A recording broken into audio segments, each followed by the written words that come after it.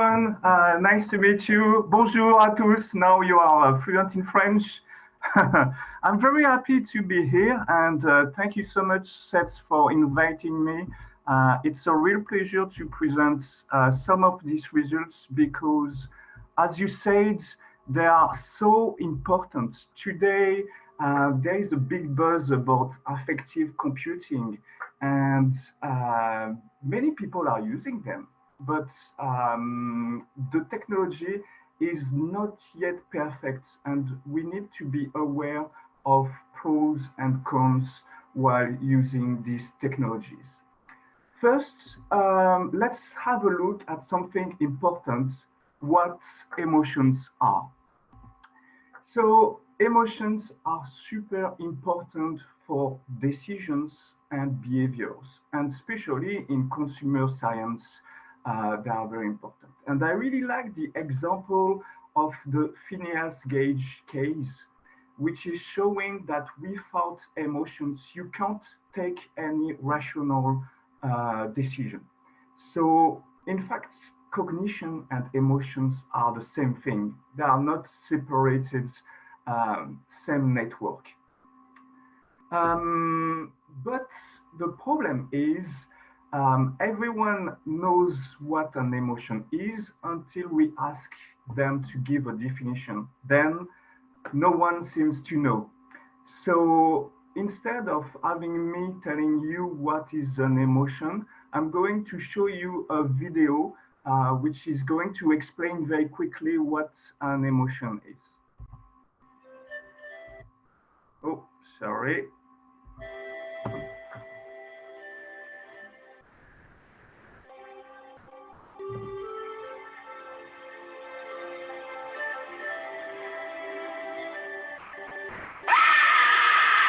Okay, so if you didn't know about this video, you probably felt a very big emotion, which is anger against me. So sorry about that. In fact, yes, I wanted to use this video because I love it and it's triggering a very intense, fast, and interesting emotion. In fact, we can say that emotions are event focused. You need to have something which is triggering your emotion. Compared to mood, for example, moods are not event focused. Emotions are appraisal driven. That means you need to evaluate the environment. Emotions, it's not only face, it's not only a physiological measurement, it's not only subjective, it's all in the same time. And all the response, emotional response are synchronized. Emotions are very interesting because they can change from neutral to something else very quickly, like fear, and then to anger or to anything else. So there is a very fast pace in the change of the states of emotions. Obviously, they have a behavioral impact. Now you are angry against me, you probably want to post some very bad comment about myself, and I'm sorry again about that. They have usually a very intense response. Some of them are quite medium, moderate, but usually an emotion is quite intense. And finally, and thankfully for me, emotions have generally a short duration. So probably now you are not angry anymore, and I hope it's the case. So it is important to see that emotions are from the family of the affective states, but they are not moods and they are not attitudes. They are their own affective states characterized by all the different specificity that I've introduced to you. But I lied to you when I say that I will not give you a definition because I will. I really like this definition of emotions given by Claude Scherer, which is saying that an emotion is an episode of interrelated, synchronized changes in the states of all or most of the 5 organismic subsystems in response to the evaluation of an external or internal stimulus event as relevant to measure concern to the organism.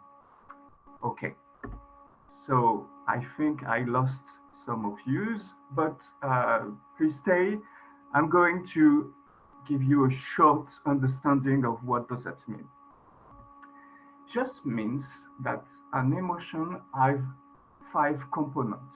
The first is the cognitive component, which aims to the evaluation of the trigger event. Then the emotion has a physiological part. That means all my physiological reasons are going to change and to regulate my body. Then I have also another component, which is motivational. Emotions is going to prepare the action. It's the classic fight or flight response. There is another component, which is the expressive component, because an emotion is also a message that you want or you don't want to transmit, but it can be shared with others. And finally, there is a last component, which is the subjective feeling, which means that we are all integrating what we are feeling thanks to the integration of all the previous components. And Scherer is again giving us the representation, the following representation, in which you have a first evaluation, then triggers, motivations, physiological changes, and expressions. And all these components are integrated in your mind because emotions are constructed in your mind. So knowing that, we have to know that I just gave you the definition that I liked, but there are many others. And we can say that there is a kind of conceptual and definitional chaos about emotions. So that's the theoretical part. The problem is that in the same time, there were a lot of developments in computer science. I mean, machine learning algorithm, we have seen that just before. Computing power have made us able to create some model to predict emotions. But knowing the possibilities and the conceptual and definitional chaos, what could possibly go wrong? And I'm going to show you what could and what has gone wrong. Now I'm going to focus only on facial expressions and a little bit on physiological measurements as well. So facial expressions, it's very basic, can be expressed by your face. You have different ways to investigate these facial expressions. You can just use sensors on your face called facial EMG, but you can also, and generally what is done, use observers which are telling you, oh, you are expressing anger, you are expressing fear or sadness. And now you can also use computer vision and make automatic recognition classifiers to recognize the expressions. So, in fact, the idea of using computer vision is quite old. The first attempt that I know, I'm aware of, is 1978. And the first commercial system was created by Vicar Vision, I think, I mean, according to my knowledge. And the system is called Face Reader. The process is very simple. So 3 steps. First, to identify the face in the frame. The second step is to identify the facial landmarks and to estimate the changes. And finally, the third step is to classify this changing and to match them with some categories. So you have 2 major ways. So you can match these changes according to predefined action units. And for example, anger is evolving frowning, and so I can match the frowning with anger. Happiness involves smiling, so I can match it with this action unit. But you can also indirectly match learned features from machine learning algorithm. And it's the same principle as voice. You have a big pool of data sets of facial expression, which are labeled as face expressing anger or disgust. And then the algorithm is going to learn the patterns behind anger, sadness, happiness, and then to try to match this pattern with the new faces. I've done a little experiment using the Dynamo database that I've created during my master. It's made of spontaneous facial expressions. And we have used the Affectiva Affdex recognition classifier. And you can see that this face is supposed to represent disgust. Yeah. So we can see that we have a big recognition of disgust. This one is supposed to represent fear, but well, except this little spike, nothing has been recognized. This one is recognized as uh, joy, but for the system, we have a lot of disgust. Well, that's a bit annoying. And here we have observers saying that's surprise, and we just have tiny spikes again. So yeah, disgust good, um, joy wrong, and fear and surprise, well, nothing great. Here we have four new videos. We can see here a recognition of disgust very well. Here, fear is a little bit recognized, but there is a big spike of joy, which is quite not the case. Joy is very well recognized. That's fine. And here we have surprised. Surprise is recognized alongside with disgust as well. So it is okay, but it's doing mistakes. Now, let's have a look at the recognition of emotions from physiological changes. It's quite the same, actually. We have some physiological rhythm that we can measure and to match with potential pattern related to emotions. So heart rates, breathing rates, skin temperature, or sweating, electrodermal activity. So there is different kind of measurement of physiological changes.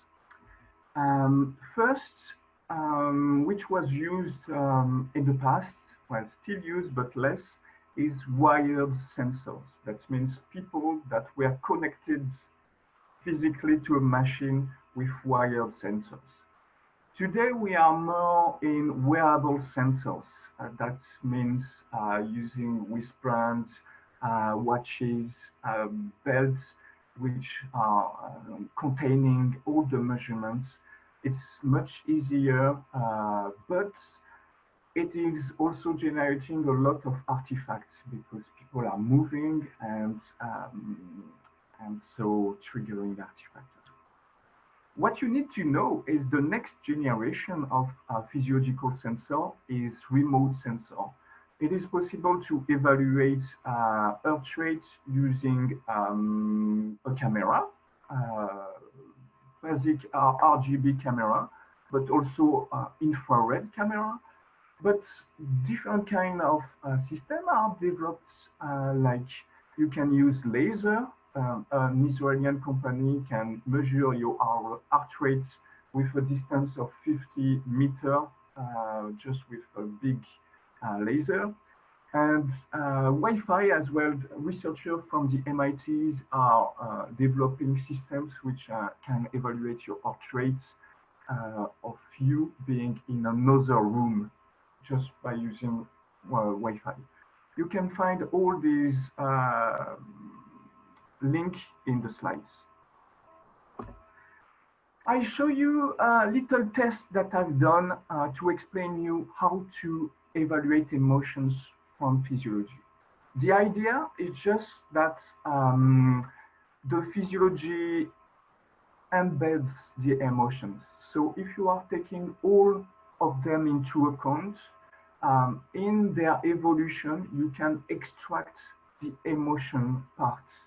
Here we have taken heart rate, breathing rate, skin temperature, and skin conductance level. So that's the sudation, ectodermal activity. The data streams have been rescaled and centered, which means that's why heart rate is not 50 BPM or plus.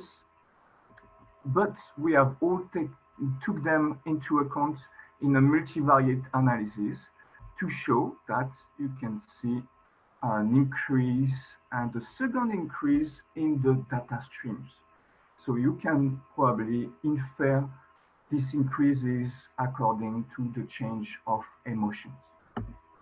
And we have done that with the company Sensum, with who I was working with. You can see maybe, I can show you, yes. So you have data streams for arousal, valence, and dominance of someone doing a mountain bike activity. So we took all the physiological measurements and we tried to extract the trends, the emotional trends. You can see that the peak of arousal, that means the peak of activation, is very soon. It's at the beginning. But valence has a first peak in the middle and then is very big at the end of it. And here for dominance, we have a massive peak here. I know that I'm speaking a lot and I have a lot of slides, so I won't show you all the video, but you can see that in physiological measurements, you have the exertion, obviously, but you have also the emotional trends. Okay, that's it for now. Okay, let's do. Excellent. What are the current challenges? The current challenges is mainly due to the accuracy of the sensors. I told you that there is a lot of artifacts, and it's true for facial recognition. You can see, for example, here we have an extract from Interstellar, and this extract is analyzed by Afdex from Affectiva. And you can see Matthew McConaughey, I don't know how to say in English. Well, this actor, very famous, having some facial expressions, but also the bag behind himself.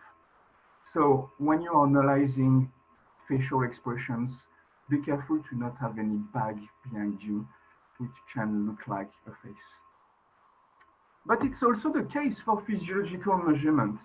If you take wristbands measuring heart rate, they are based on sensors evaluating the change in the color of your stream, which is of your bloodstream, which is due to the heart rate, blood flow. And if you see, try at home to put your sensor on a pepper, chili pepper, and you will see that because the color is red like the blood, you will have specific measurement, which is actually not true indeed. So we can see that there is a lot of problems, and there is something which is even bigger, that there is actually no accuracy standard in these systems. That means we can't be sure that they are evaluating the emotions that have been felt by the person. So that's a major problem. We have seen that already for the sensors, physiological sensors, which has led to legal class actions. But in our research that we have done with colleagues, we have shown that it's also the case with facial expressions. So we can say that AI still lags in the reading of human emotions.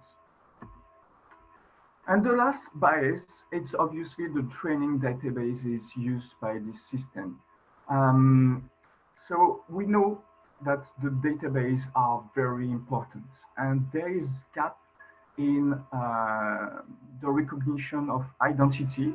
Just having a beard set, I'm afraid, that's a big problem for some classifiers, but also genders, ethnicity, or age. And the reason is because the database of facial expression mainly are mainly made of Western, white, educated, rich, democratic participants. There is not a big diversity, I'm afraid.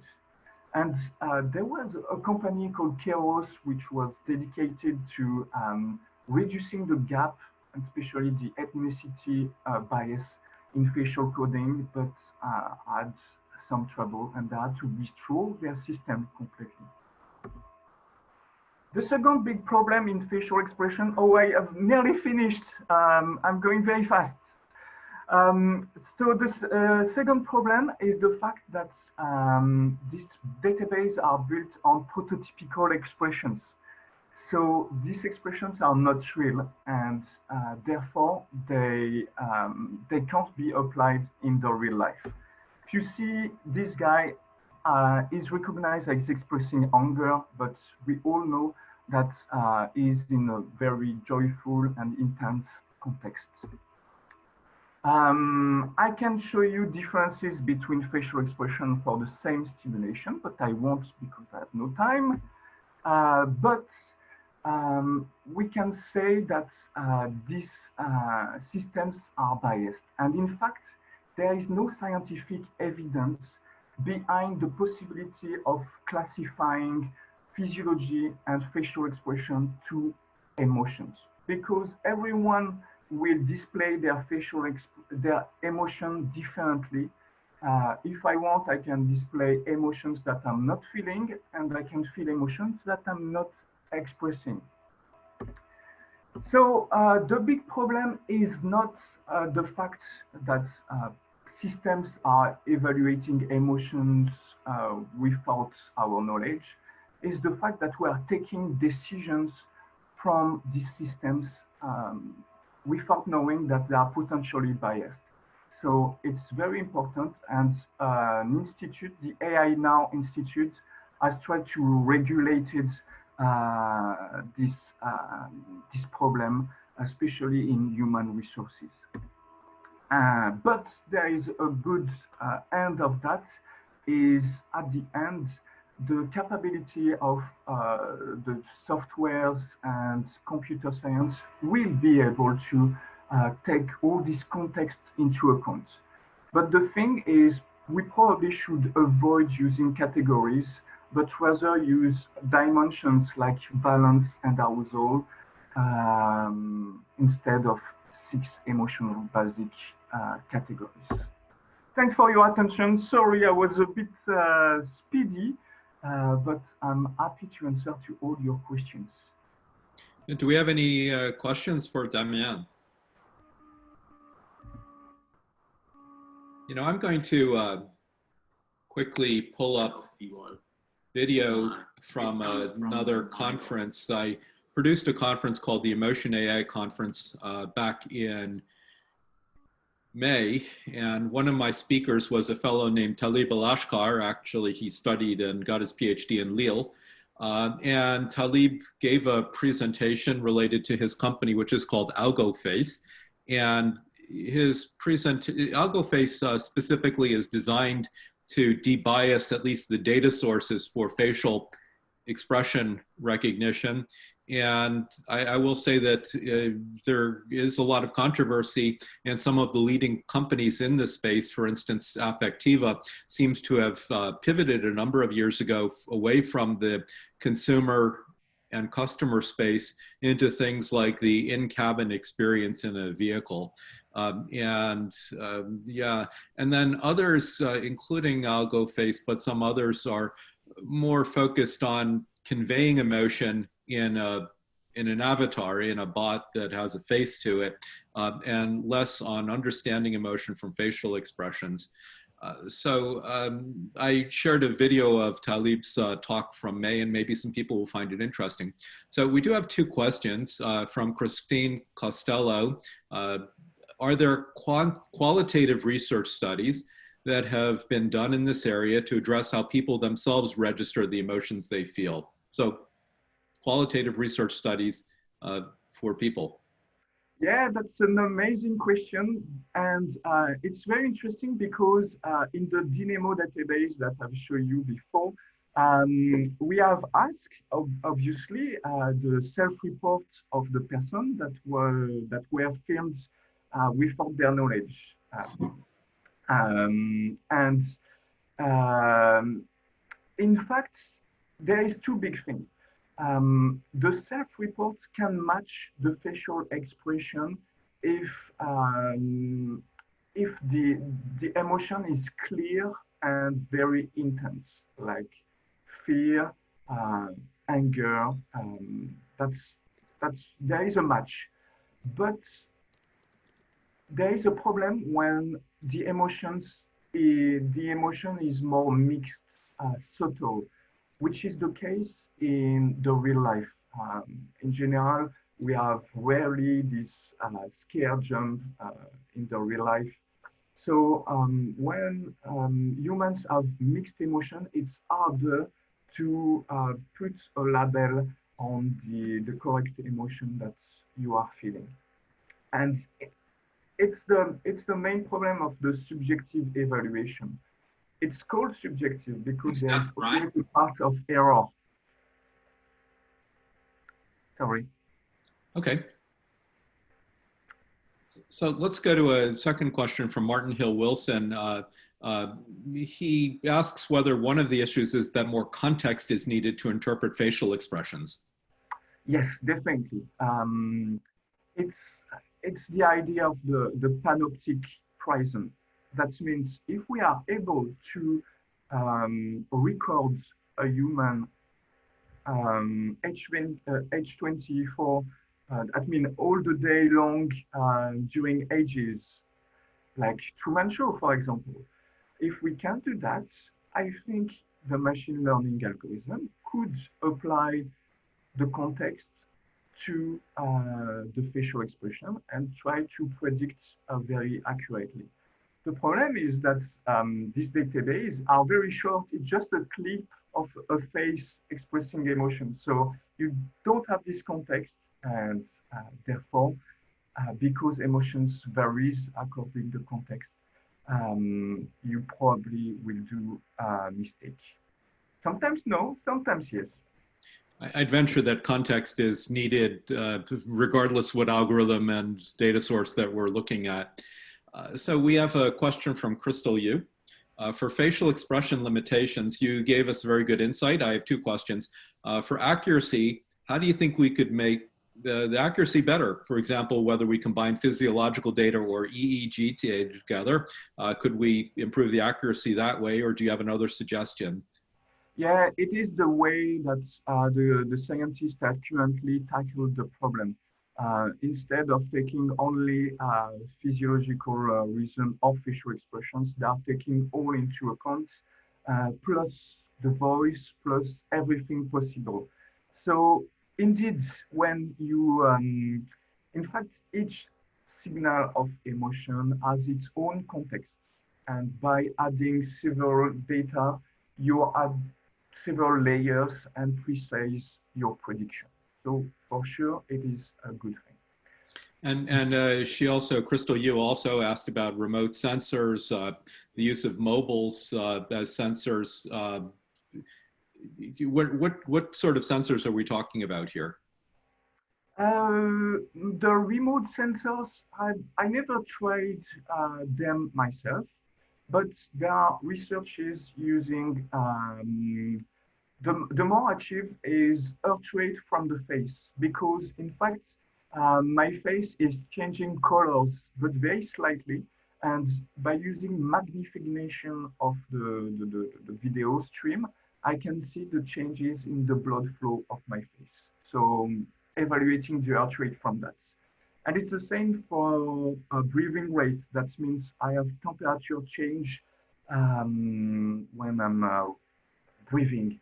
So camera is it's like the top remote sensor. But as I told you, laser is very well used, and Wi-Fi. MIT is a big hint in doing something very innovative. So I think it's coming.